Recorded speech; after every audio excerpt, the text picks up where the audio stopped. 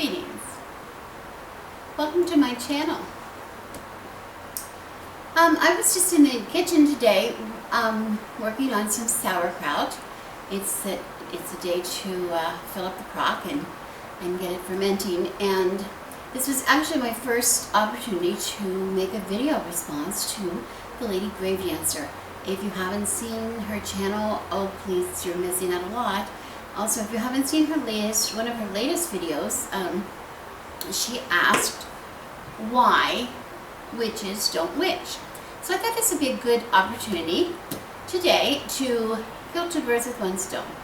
Make some sauerkraut and make a response to the Ladygravedancer, because I think the two sort of go hand in hand. The Ladygravedancer, as always, has an awful lot of insight into things. She's a very, very wise witch, and her question that she asked was basically why witches do not use their craft in times of trouble or whatever. You have financial troubles. Why aren't you setting spells? Why aren't you using your spells of protection around you to protect yourself against people or whatever that seeks to harm you? That kind of thing. It was very timely. It was a very timely question to ask, because my husband and I had just been discussing this very subject. We've been watching some videos and reading on Facebook and things like we all do, and the question came up, you know, okay, we're witches. We should be able to handle this. We're witches, okay? I'm Joe. You might remember me from earlier videos walking around here with hammers and nails sticking out of my mouth and a pencil in my ear, and we're done doing that now for a while, so I changed my headdress. Anyway, Rebecca and I were talking about this subject of Ladygravedancer's video and her question about why witches don't witch. And in our discussions, I had a couple of observations that Rebecca wanted me to share with you, so I will go away. You look really cute in the hat, by the way. Thanks very much. It's a good look for me. I'm sure it is. Okay. One of the observations that I had, one of the things that I observed was that what we're talking about is often very practical forms of magic. And just like anything else in your life that's practical, you have to be willing to work at it. You have to go at it over and over again. If you get a job somewhere and you go to work, you don't just go for one day and then make enough money to live on the rest of your life. If you do have that job, then I'd like to know where it is, because I want one. But you don't get to do that. You have to go every day. You have to keep working. And you know, it's kind of the same way with this. I think that maybe there's a misconception with some people that if you cast a spell, then it will go on working without you. It will just go run on and on and on, and you're done. You don't need to do anymore. And that can't be further from the truth. I mean, you have to do it. You have to do it over and over again. You have to do it all the time. And if you're not going to get instantaneous results from anything, so if you cast a spell and you don't see a reaction right away, that doesn't mean a thing. You have to stay with it. So don't get discouraged. Go back and do it again. Do it again. Do it again. We have in our, I'm sure Rebecca's mentioned, we have in our office, which is pretty much at the heart of our house, we have a prosperity candle that we light, and we say the words, and we do it every single day. You can't just light it and think it's going to work. We do it every single day. If I want the phone to ring, I have to light the candle. So that's the way we think about it. So just an observation that it's not enough to just throw it out there and think it's going to happen on its own. It's not. You have to be there with it the whole time. You have to follow up on the spells that you cast and cast them again and reinforce them and do whatever it takes to make it successful. It won't happen without you. It can happen with you. So, my 2 cents. Thank you, Joe. Thanks. What I'm doing is I'm just going to slice this, and I'm just going to layer it with, I'm going to just put some salt in it. And I use, this is what I use. Coarse kosher salt. We all have that in the kitchen. Now you can see recipes. You can see recipes online where they ask you to use some other things to ferment. They have some complicated things to ferment. I think, but this is something we always have in the house. I mean, salt. Who doesn't have salt in the house? Now, I wouldn't recommend using iodized salt. No, you need something that is non-iodized, but kosher salt is really a good all-purpose salt for canning. So, and I cook with it all the time, so we have that around the house. Okay. Anyway, now back to. Oh, what I want to say was, before I get started on my witchy comment, I just want to say that what makes this so good, how this works, it's magical. It's magical, which sort of ties in. It's magical how this works. The cabbage itself has some lactobacillus bacteria just present on the leaves. That's very common. It's not a bad. It's a beneficial bacteria, and when we use the salt to break it down, it releases. When we add salt to this, it releases its water, forms with the salt, and the acid, lactic acid, is formed, and actually changes the pH of the cabbage, and it makes it very acidic, and it will stay. If it was kept without air, it could stay indefinitely. I don't know. It could last indefinitely, which is why the properties are so good of it. Why it's such a convenient food. Now, we don't really. Our modern sensibilities tells us that we want to be a little more careful, but so we do. That's why I can it, and I do heat it just a little bit, because you never know what kind of I try to be very clean in my kitchen, but you never know. Anyway, okay, so there is 1 head of cabbage, and for every head of cabbage, this is my recipe, it's not a recipe, I use 2 tablespoons of kosher salt. Now for a head such as that one, this one I haven't cut yet, much bigger, I'm going to probably use 2 rather heaping tablespoons of kosher salt. It's not a, and then we just stir it up, and we first of all let this sit maybe for an hour or so, and as you see, and I'll show you over here how it starts to release the water from the cabbage, and that is going to be the brine. Okay, so now I'm going to talk to you a little bit while we're waiting. I have to wait till the water sort of releases from the cabbage. So I'll cut this one up and use the opportunity to talk to you about some of the reasons I think witches do not witch. This is a big,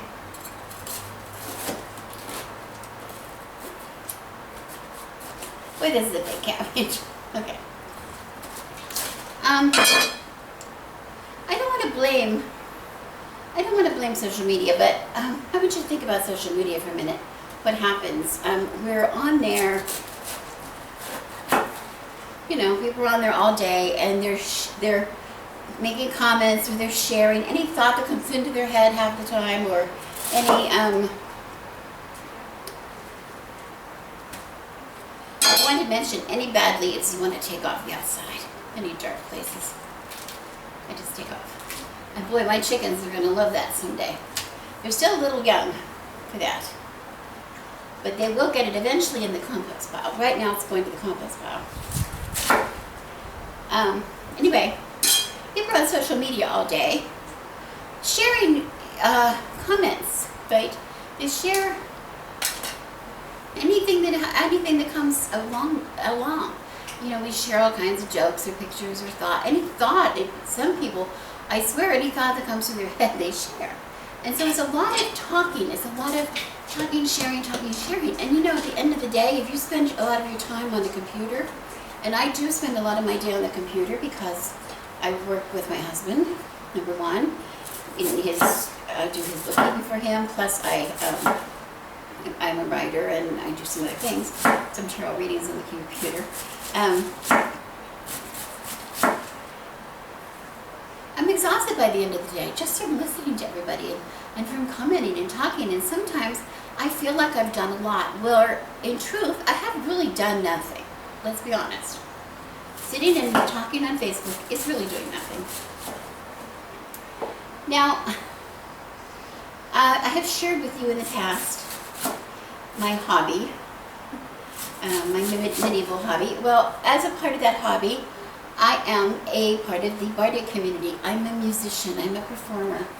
And the reason I bring that up is we have these same conversations within the bardic community as we're having now on Facebook about the witches not doing witchy things.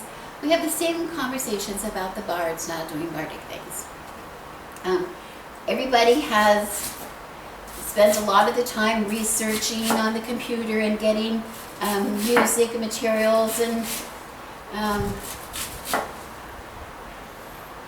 you know, to put in their books, their bards, songs that they can learn, or tunes that they can learn to play, or whatever. Maybe finding stories that they can learn to tell. Or they take classes. Everybody runs through the classes and takes classes on how to improve your bardic performances and where is the best place to find an audience and all those kind of things that we do. And then we get dressed and we put on our costumes and we go out to the park and we find none of those people are actually performing any music. They're not actually, very few of them are actually singing or playing instruments or telling stories, right? It's the same kind of a thing. They spend all their time preparing it. They don't always follow through and do it. Now, what does that have to do with being witchy? Well, to me, I think it has everything to do with it. Because when we're looking at our witchiness, a lot of us spend a lot of the time looking for, learning about spells, learning about candles, learning about incenses, learning about different properties of different oils, learning about herbs, all of the things that we share with each other here on YouTube, which are wonderful. It's wonderful. We have so much information being shared that's really, really inspiring. But sometimes we feel that that is being witchy. I have one more correlation for you. As a musician, I learned to play an instrument. Let's say the piano. I learned to play the piano when I was a young girl. When you're learning to play the piano, you're assigned a song every week to do on the piano. Eventually that song may be something that I would play and recital in some kind of a performance for my parents and for the community, whoever. But that was not, and so I was to practice the song, right? And perfect the song so that it was good enough to play. But that was not all I was asked to do. I was also asked to practice my scales. I was also asked to practice fingering. I had fingering exercises that I had to do to make sure that the right finger lands on the right key. So that when you get a big sonata that you want to play with all the scales up and down, that you don't trip over your fingers. It's very important that you have that skill of going up and down, using proper fingerings.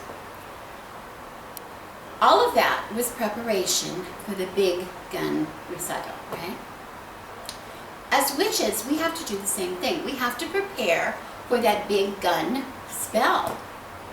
And I think some of us maybe feel that we're not quite ready to do the spell. So when something comes up and we need to witch, we don't witch because we're maybe not quite ready to do it. How do you get ready to do it? Make sauerkraut. That's one way. And I'm going to tell you why I think so. Sauerkraut, making sauerkraut teaches you, look at this, I got all of this cabbage for maybe $3, well actually I got it for free, and it's going to give me 9 or 10 quarts of sauerkraut. Enough to easily feed 100 people, or enough to easily feed me for the winter and beyond, right? I still have sauerkraut in my pantry from 2 years ago. It's still very good. I think I have 2 jars left of that. It's still delicious. This is teaching me to take things that I have and to make it into something new. A gardener takes a tomato, cuts a tomato open from his garden, scoops out the pulp, spreads it out and rinses it out, puts it on a paper towel, and then when it dries, takes that paper towel, rolls it up, and next year gets those seeds, rips it off the paper towel and plants it and gets a whole new plant. Magic. That is magic. Right? That is magic. I can take a lump of clay and I can turn that into an offering bowl. That is magic. I can take a sheep, the fleece taken off of a sheep, and turn it into a pair of socks. That is magic. All of the little things that we do throughout the day, we're practicing. We're practicing.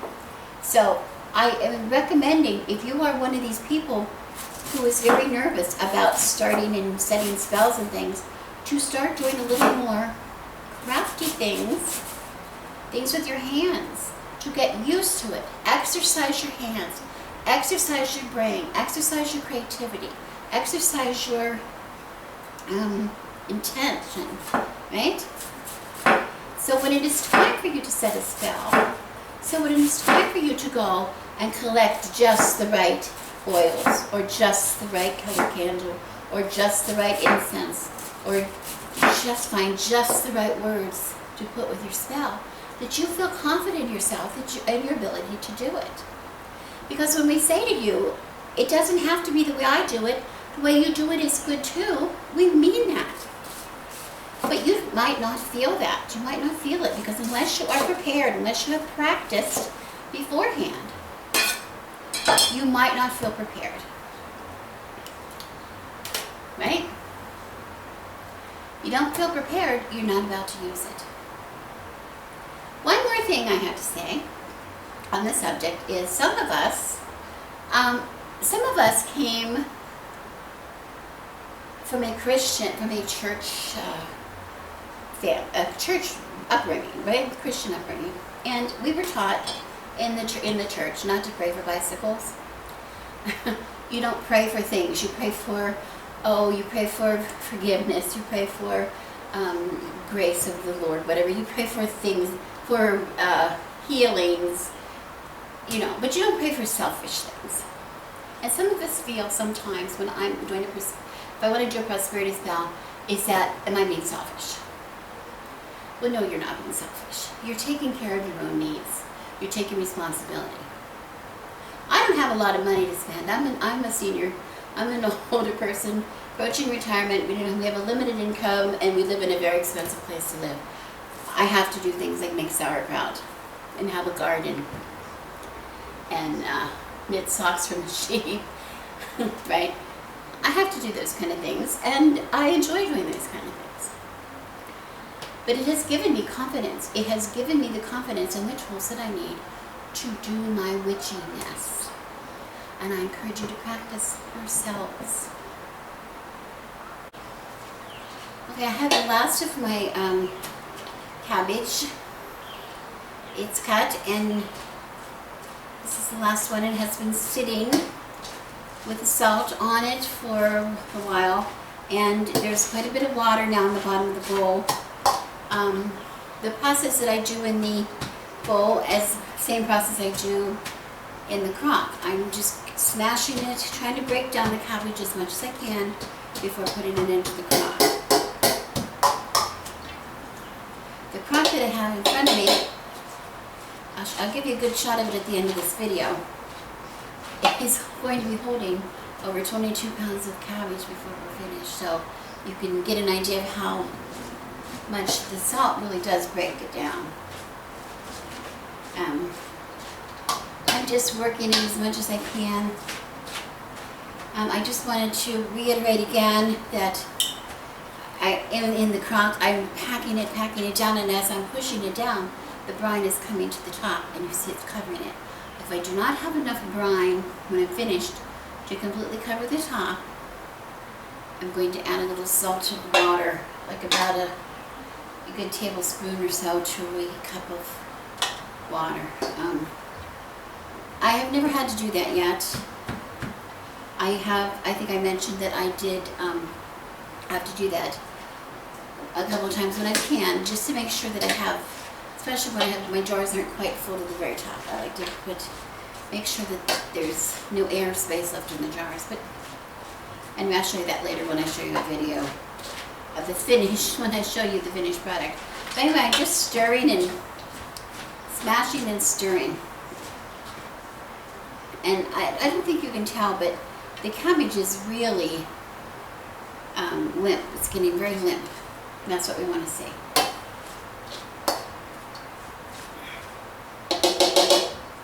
The Amish women always would use a plate. I think my grandmother did too. Put a plate with a weight on the top of it, on top of the kraut,